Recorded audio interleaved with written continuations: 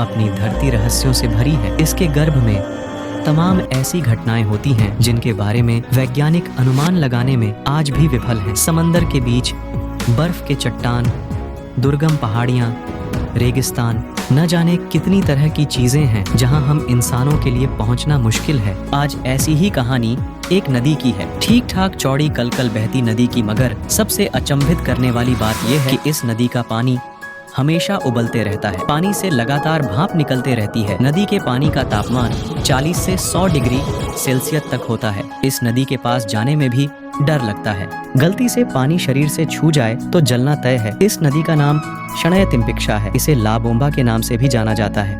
यह अपने तरह की दुनिया की इकलौती उबलते पानी की नदी है। यह नदी अमेज़न के जंगलों में है। इसे अमेज़न नदी की सहाय बताया जाता है। वैसे तो इसकी लंबाई केवल 6.4 किमी है।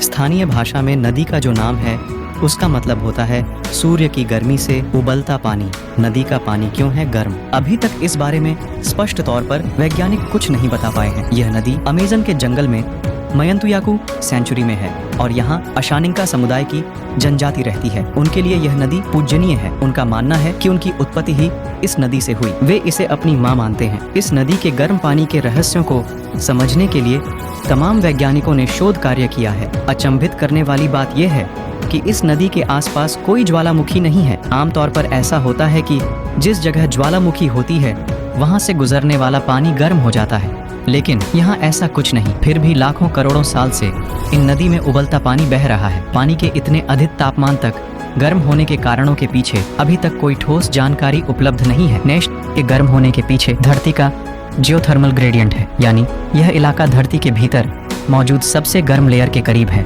यहीं से पानी रिसकर निकलता है और वही पानी लाबोंबा नदी का शक्ल लेता है।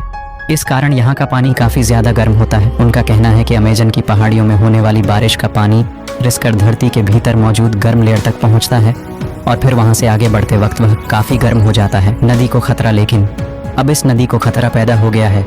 पूरी दुनिया की तरह अमेज़न के जंगलों में तेजी से पेड़ कट रहे हैं। इस नदी के किनारे के जंगलों के पेड़ बेहद महंगे हैं। ऐसे में स्थानीय लोगों ने 99% तक पेड़ काट दिए हैं। वैसे भी अमेज़न के जंगलों में भी अवैध तरीके से पेड़ों की खूब कटाई होती है। वैसे भी इस जंगल को दुनिया का फेफड़ा कहा जाता है।